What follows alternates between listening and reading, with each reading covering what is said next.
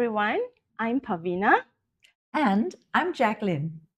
We are the facilitators of Module 5, Career Talk, Communicating Like a Workplace Pro. In this subtopic, we'll focus on something that many professionals find challenging, yet incredibly important: delivering clear and confident presentations at work. Whether you're giving a project update, leading a training session, or pitching a new idea, your ability to speak clearly and confidently can make all the difference. In this part of the module, you are going to learn how to deliver a structured and confident presentation suited to a professional audience. Before we begin, let's see whether you can still remember what you have learned in the last sub-module, communicating clearly in meetings and team discussions.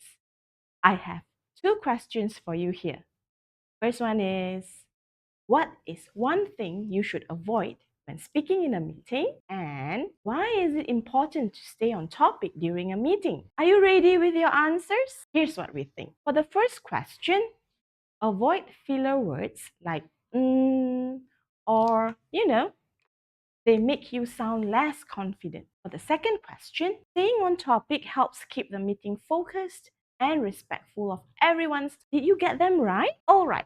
Are you ready for today's module? Let's start. You might be wondering, why do I need to master presentations if I'm not a public speaker? Here's the thing. Everyone presents at work. You share ideas, propose solutions, update teammates, and more. And doing it well brings real benefits. First, clear communication. When you present well, you make it easy for people to follow your thinking. You cut out the confusion and give them a clear path to understand what you want them to do next. It's like giving your audience a map. They don't get lost, and everyone ends up on the same page. Second, how you present says a lot about you. When you look confident and organized, people trust that you know what you are talking about, even if you are nervous inside. The way you present can build your reputation as someone reliable and professional.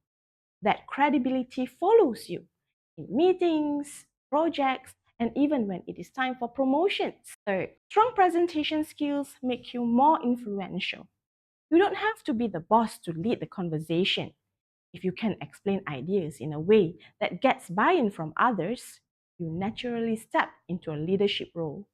You become the person people listen to, the one who can motivate the team or convince decision makers. That's a powerful skill to have. Fourth, presentations bring people together. When you present clearly, everyone knows what's happening, what's expected, and why it matters. That builds trust.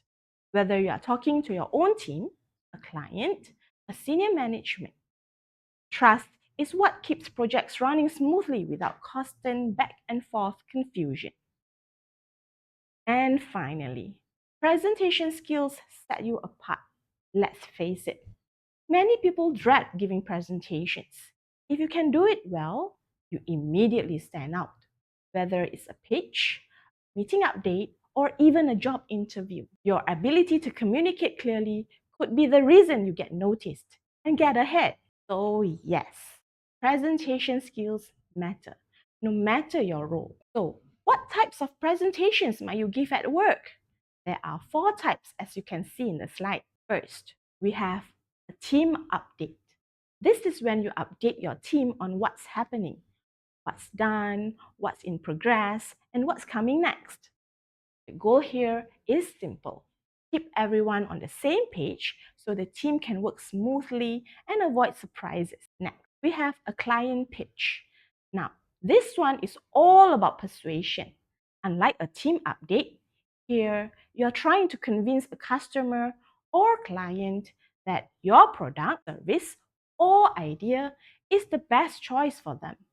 Your presentation should be clear, exciting, focused on their needs, not just what you want to sell. Moving on, we have a training session.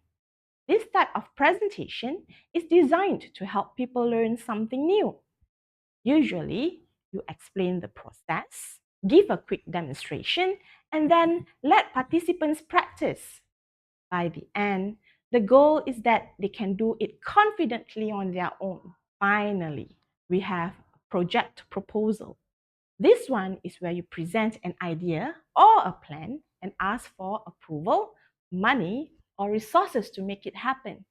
You need to explain the problem, show your solution, and convince others that it's worth the investment. Each type requires a slight different tone and structure, but all require clarity, confidence, and connection with your audience. Now that we have looked at the 4 most common types of presentations at work, you might be wondering, how do I actually make my presentations work? Well, here's the secret. No matter what type of presentation you're doing, the first step is always the same. Know your audience. This is because a presentation that works for your teammates might not work for your boss, and what convinces a client might be completely different from what convinces the finance department to fund your project. So let's look at how understanding your audience can help you make your presentations clearer, more relevant, and more persuasive. First, think about who is listening. Are they your teammates who already know the project details? Are they clients who only care about how your solution helps them? Or are they senior leaders who want the big picture but don't have time for much detail? Knowing who you are talking to helps you decide the tone, the language, and even how formal or casual you should be. Next, ask yourself, what's important to them? For example, a finance manager might care about costs and budget. A project team might care about deadlines and progress. A client might just want to know how this makes their life easier. When you focus on what matters to your audience, your presentation becomes more relevant and they are more likely to listen. Third, think about how much they already know. If they are completely new to the topic, you need to explain the basics. But if they are experts, don't waste time on information they already know. Go deeper and give them insights they can get on their own. This keeps your audience engaged instead of bored or confused. And finally, be clear about what you want to achieve. Are you trying to inform them with updates? Are you trying to persuade them to agree with you? Or are you trying to get a decision or approval to move forward? When you know your goal, you can shape your message to get the result you want. So, everyone, tailoring your messages to your listeners make it easier for them to understand and more likely they'll support your ideas. Now, let's take a moment to talk about engagement. You might have great content, well-designed slides, and a confident voice. But if your audience tunes out, none of it will land. So, how do we keep people truly engaged? Start with a hook. This could be a thought-provoking question, a surprising statistics, or even a short personal story. For example, I might start with, did you know that humans now have shorter attention span than a goldfish, which is about 8 seconds? That usually gets a laugh and it gets people listening. You can also involve your audience actively. If you are presenting in person, ask them to raise their hands. If you're online, use the chat box or a quick poll. Even rhetorical questions can re-engage attention. Try asking, have you ever faced this situation? Or what would you do in this case? Next, use relatable examples. People connect more when they can see themselves in your stories. So instead of just saying good time management is essential, tell a short story about how you saved a project from failure by organizing your time effectively. Also, be observant. Watch your audience's non-verbal cues. If you notice people yawning or looking distracted, switch gears. Maybe change your tone, ask a question, or tell a story. Your energy should match or lift the room. Now, let's dive into one of the most powerful tools you already have, your voice. Your voice can inspire, persuade, and energize, but only if you use it effectively. So, here are a few verbal techniques to master. First, let's talk about tone and pitch. Your tone and pitch help convey emotion. A warm tone shows friendliness and approachability, while firm tone shows confidence and authority. Be careful. If you sound monotone, even the most exciting content can feel boring. Next, think about your pace. Some of us speak too quickly when we are nervous, which can make it hard for people to follow. Others slow down too much and lose their audience's attention. Aim for a pace that feels natural, not rushed, but not dragging either. Another key element is pauses. Pauses are powerful. A short pause before a key point builds suspense and makes people pay attention. A pause after an important idea gives your audience a moment to process what you have said. Now, let's look at articulation. This is simply about speaking clearly and pronouncing words properly. Avoid mumbling. If your audience can't understand you, your message is lost no matter how good it is. Finally, watch out for fillers. Words like uh, and sneak in when we are unsure. They make us sound uncertain, and we definitely don't want that. Instead, practice replacing fillers with short, confident pauses. Here's an exercise you can try. Record yourself explaining something for 1 minute, then listen back. How's your tone? Are you using too many filler words? Is your pace steady? With consistent practice, your voice will become one of your greatest professional strengths. Now, let's move beyond words into what your body is saying. Did you know that much of our communication is non-verbal? That means even if your content is excellent, how you look, move, and carry yourself can either reinforce or weaken your message. Here's what to focus on. Firstly, eye contact. Whether you are in person or presenting virtually, eye contact builds trust. In a room, try to scan the audience. Don't stare at just one person. Online, look into the camera lens, not your screen. That's your eye contact. Secondly, gesture. Use your hands intentionally. Gestures can help you illustrate ideas and add emphasis, but don't overdo it. While hand movements can be distracting. Next, posture. Stand or sit upright. Slouching makes you look disinterested. Good posture makes you appear more alert and confident, even if you are feeling nervous inside. Fourthly, facial expressions. Let your face reflect your message. Smile when appropriate, raise your eyebrows to show interest, and use expression to show empathy or excitement. And last but not least, movement. Avoid swaying or pacing nervously. Move with purpose. For example, take a step backward when transitioning to a new idea. Movement can emphasize progress if done deliberately. If you're unsure how you look when presenting, record a short video of yourself. Watch your gestures, posture, and expression. You'll learn a lot and improve quickly. Let's talk about slides. We've all seen the bad ones: walls of text, tiny fonts, confusing diagrams. Here's the golden rule: keep it simple, clear, and purposeful. Each slide should communicate just one main idea. Avoid filling it with too much text. Your audience can't read a wall of words and listen to you at the same time. Think of your slide as a guide, not a script. Next, use visuals with purpose.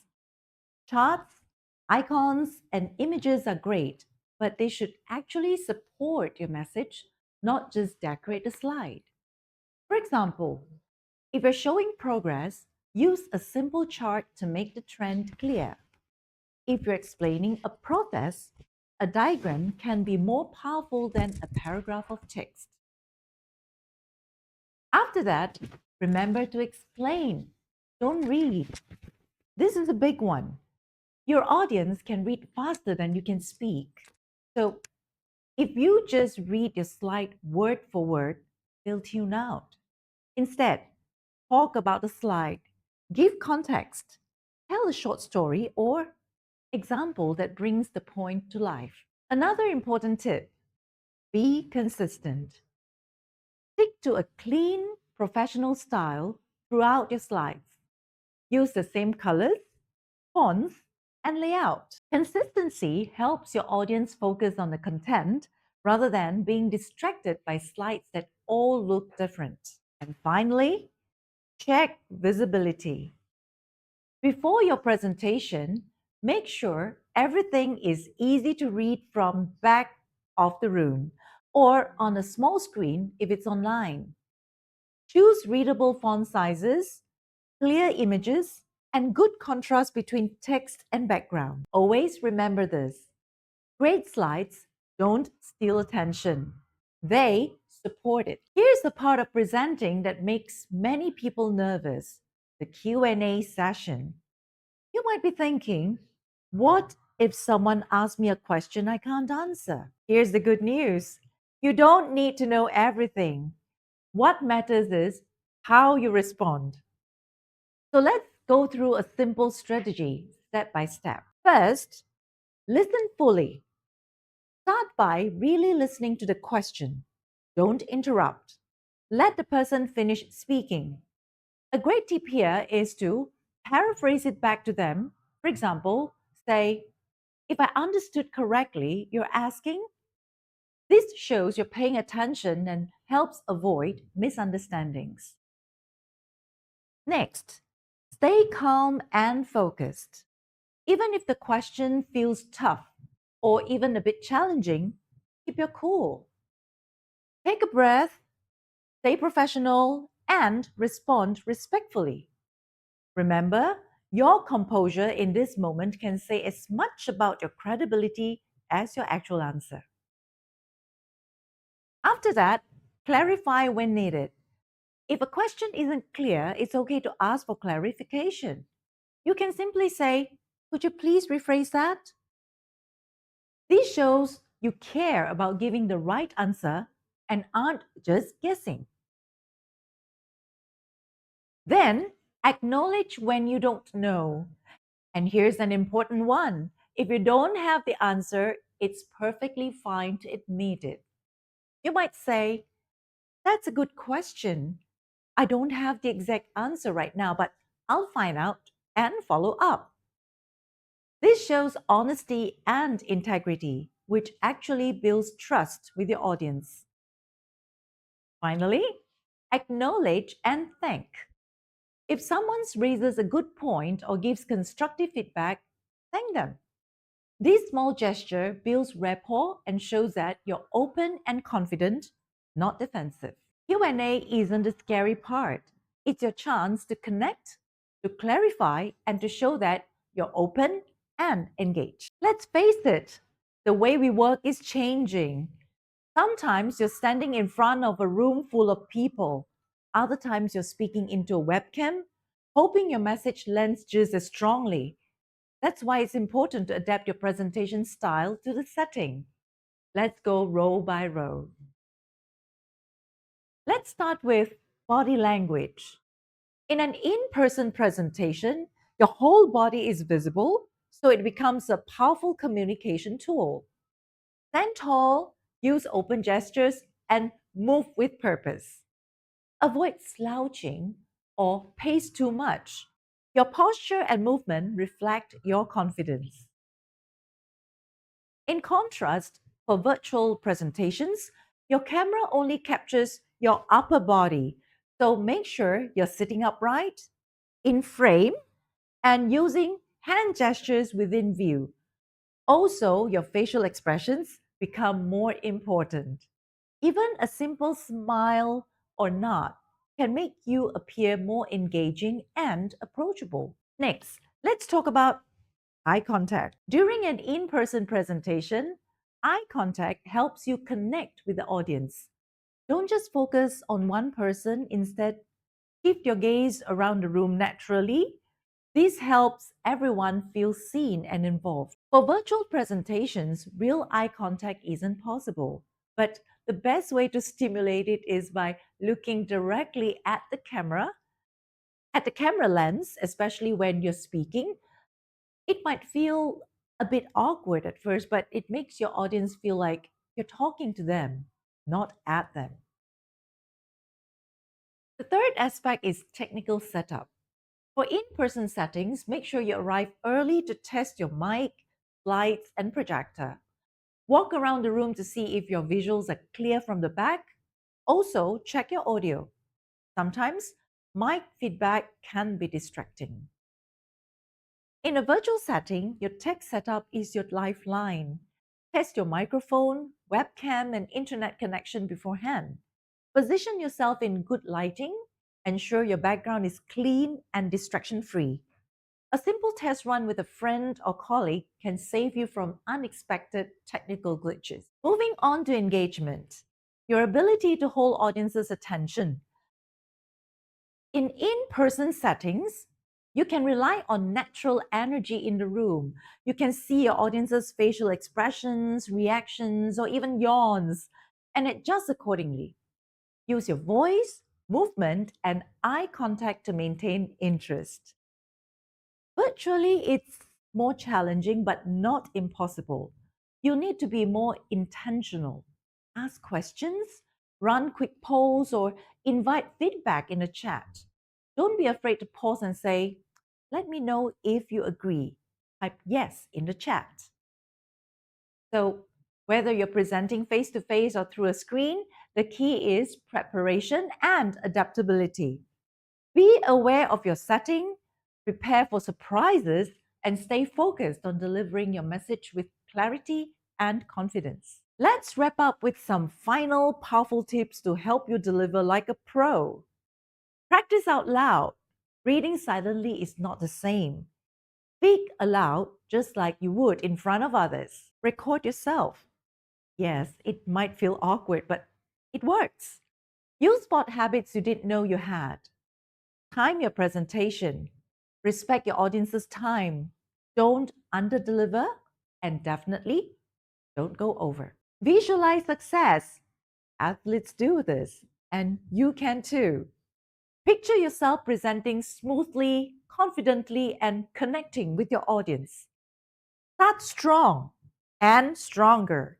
Your opening sets the tone, your closing leaves the impression. Practice both until they feel natural. One last tip, present like you're having a conversation. Be real, be human, speak with your audience, not at them. Delivering clear and confident presentations at work is not just about being a good speaker. It's about being an effective communicator who connects with your audience. So, what should you remember? First of all, always know the purpose of your presentation. Ask yourself, what am I trying to achieve? Do I want to inform, to persuade, or to inspire? When you're clear about your purpose, your audience will be clear about it too. Next, think about your audience. Tailor your content to them. A presentation for your classmates will sound very different from one for a panel of professionals. The key is to make it relevant. Give them what they actually care about. Then, don't forget to start strong. A good hook, like a surprising fact, a short story, or even a question, grabs attention right away. And once you've got it, keep it interactive. Ask for opinions, use examples, or throw in quick activities to keep them engaged. After that, focus on how you deliver your message. It's not just what you say, but how you say it. Use your voice well, speak clearly, change your tone, and pace to keep interest. And your body language matters too. Eye contact, confident postures, natural gestures. Together, they make you more convincing. Also, use visual aids wisely. Slides, props, or videos should support your message, not steal the spotlight. If the audience is busy reading a cluttered slide, they're not listening to you. Keep visuals simple and clear. And of course, be ready for questions. Handling Q&A calmly shows confidence. Don't panic if you don't know everything. You can always say, "That's a great question. Let me look into it." What matters is staying professional and open. Finally, remember that every setting is different. A formal conference, a casual classroom, or an online meeting, each one requires a slightly different style. Adapting shows flexibility and helps your message connect better. So, whether you're online or face to face, always take a moment to prepare for the space you're in. Your tools, your delivery style, and even your movement may change, but your goal is always the same: to communicate clearly, confidently, and with respect for your audience. If you wish to read more about delivering clear and confident presentations at work, here are some recommended references. Before we end, here's a little challenge for you. Think about your next opportunity to speak. Maybe it's in class, a club meeting, or even during internship presentations. Ask yourself, what's one technique from today that I will apply? Is it cutting out filler words, making better eye contact, or simply rehearsing your opening? Take a moment, reflect. If you'd like, write it down right now, because the more intentional you are, the more powerful your next presentation will be. Thank you for being part of this session with us. And remember, you don't need to be perfect to be effective. You just need to prepare, practice, and present with purpose.